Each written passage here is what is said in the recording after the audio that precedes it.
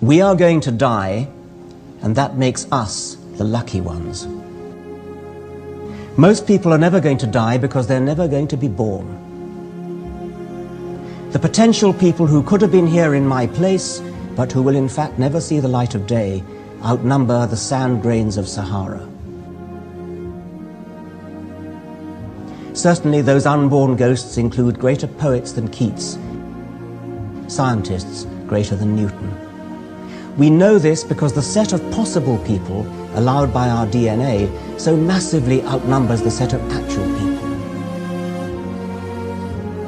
In the teeth of these stupefying odds, it is you and I, in our ordinariness, that are here. We live on a planet that is all but perfect for our kind of life, not too warm and not too cold, basking in kindly sunshine, softly watered, a gently spinning green and gold harvest festival of a planet.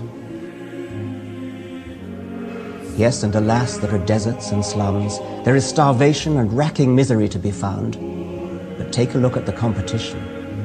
Compared with most planets, this is paradise, and parts of Earth are still paradise by any standards. What are the odds that a planet picked at random will have these complacent properties? Even the most optimistic calculation will put it at less than 1 in a million. Imagine a spaceship full of sleeping explorers, deep-frozen would-be colonists of some distant world. Perhaps the ship is on a forlorn mission to save the species before an unstoppable comet, like the one that killed the dinosaurs, hits the home planet. The voyagers go into the deep freeze, soberly reckoning the odds against their spaceships ever chancing upon a planet friendly to life.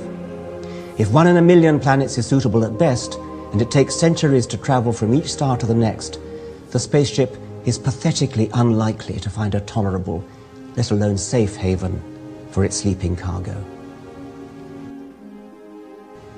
But imagine that the ship's robot pilot turns out to be unthinkably lucky. After millions of years, the ship does find a planet capable of sustaining life, a planet of equable temperature, bathed in warm starshine, refreshed by oxygen and water.